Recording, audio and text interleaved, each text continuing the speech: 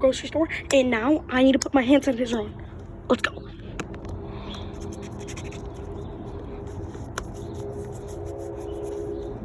Alrighty, we're done. Wait a second, why exactly am I putting on the hand sanitizer? And why should I protect myself from these viruses? What exactly are viruses?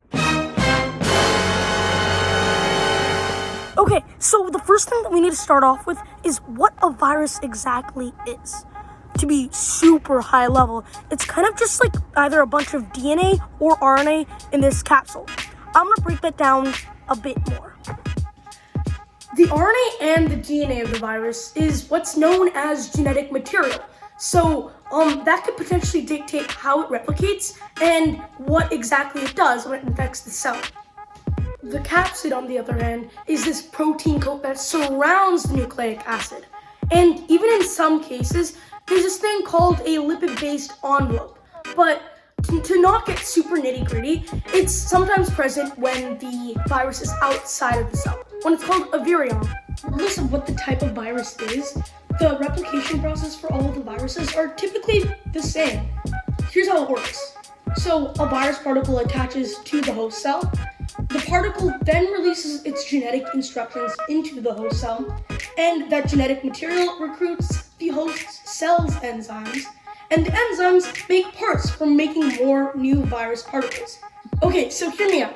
You're an employee at a mattress factory. You walk into a carpet factory and you make them change their entire supply line to keep on producing mattresses. That's basically how viruses and cells operate. The virus is the mattress employee who comes into the carpet factory and changes its entire supply line to keep on producing viruses. After the new viruses are done being produced in that supposed cell factory, they escape and then go and infect other cells. And remember, we're not the only things viruses can infect. They can affect other animals, plants, and even bacteria with viruses called bacteriophages. These viruses are classified by their shape, and some of the classifications are helical, icosahedral, prolate, and envelope, and even complex. So there are a lot of these, and based on their shape and size, they can affect the human body or other animals and plants in many different ways. Two huge factors to determining how viruses and pandemics would play out. So one, it's the transmission rate, how fast these viruses can spread from human to human. And two, it's the mortality rate, how deadly and serious the virus is. For example, the Ebola virus is extremely deadly, and it has a super high mortality rate. And the H1N1 virus, or the swine flu, it has a really high transmission rate. The transmission rate really just depends on how the virus gets out into the public. So for the Ebola virus, it's through urine and feces. But in the case of the H1N1 swine flu, it's through coughing and through things we do all the time that are basically unnoticeable. Okay, so I'm trying to distance this a lot from COVID-19. But we hear about the comparison between COVID-19 and SARS quite a bit. I'm going to break down how SARS exactly works. Because of the fact that both SARS and COVID-19 are coronaviruses, they both have similar effects. For example, with SARS, after 2 to 7 days, patients can develop a dry cough. And other symptoms can include headaches and the overall feeling of discomfort, body aches. The way that SARS spreads is super similar to the flu, in the way that it's spread through saliva and it's coughed and sneezed into the air by an infected person. If someone breathes in those droplets of saliva, they can become infected with SARS. The virus can also be spread indirectly through objects. Let's say an infected person touches a door handle, and then a non-infected person touches that door handle, and then touches their face immediately after. There's a high chance that they have SARS. Throughout history, we've dealt with a lot of viruses, and we have a relatively bad history with them. Whether it be the Spanish flu, or the bubonic plague, or even influenza itself, it's a lot, and it kills a lot of people. The thing with viruses is that you can't generalize them. There are literally just so many. like some of them could be RNA stranded, like the polio virus, or DNA stranded, like the herpes virus. They could have single strands, like influenza, or they could have double strands. My point is, they're so varied, and for each one of them, you have to take different approaches. People are still figuring out whether viruses are alive or not. And it's harder than you think to determine whether they're alive or not. Something being alive should have a metabolism, but viruses don't have a metabolism. But they do move around, and they do interact, and then they do reproduce in a sense. So, are they alive then? That's still kind of murky, but we have two hypotheses. The progressive hypothesis and the virus first hypothesis. So, the progressive or escape hypothesis states that viruses come from genetic elements that gain the ability to move between cells. So, it's sort of just like random floating pieces of DNA or RNA that happen to turn into this package that can move around and infect things. Or two, the virus first hypothesis, which states that viruses predate or even co-evolve with current cellular hosts. So maybe they came before us, or maybe they evolved based on the way that we, multicellular organisms, or even single cellular organisms, developed. Okay, yes, there are remedies to this. And yes, anti-vaxxers, vaccines do work.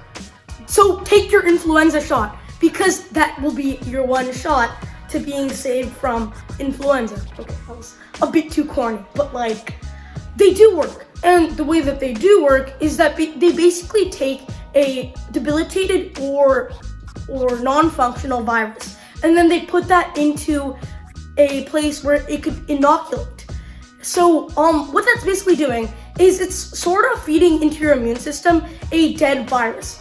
And based on that dead virus, your immune system could produce things called antigens, which protect against that virus in the future. As an example, let's say someone gets COVID-19. Then that person recovers. That person then has antigens protecting themselves against COVID-19. Vaccines, on the other hand, are sort of like manual versions of that. So you don't have to actually get the bad, nerve-wracking symptoms of the disease, in this case COVID-19, but you do get the results of the antigen, and your immune system does work to fight off the disease if you do get it in the future. But as it turns out, vaccines don't work all the time. So for example, let's take HIV. HIV is known as a retrovirus, which I explained in my last video, but you don't have to check that out. I'll explain it a bit here. So the way that retroviruses work is that they actually implement things into your genome. So they have strands of their own viral nucleic acid, and they implement their own nucleic acid into your genome, into your DNA. For HIV, I guess we have to take a more non-traditional approach. We used antiretroviral therapy. Antiretroviral therapy hasn't completely cured HIV, but it suppresses it significantly. And it might just develop upon even more in the future. Yeah, that's pretty grim and all, but here are some fun facts about viruses. Did you know that half of all human DNA comes from random nonsense that retroviruses have randomly implemented into our DNA via their nucleic acid? Also, another semi-cool fun fact is that if you want to be artsy and stuff, viruses are actually one of the most symmetrical things in nature.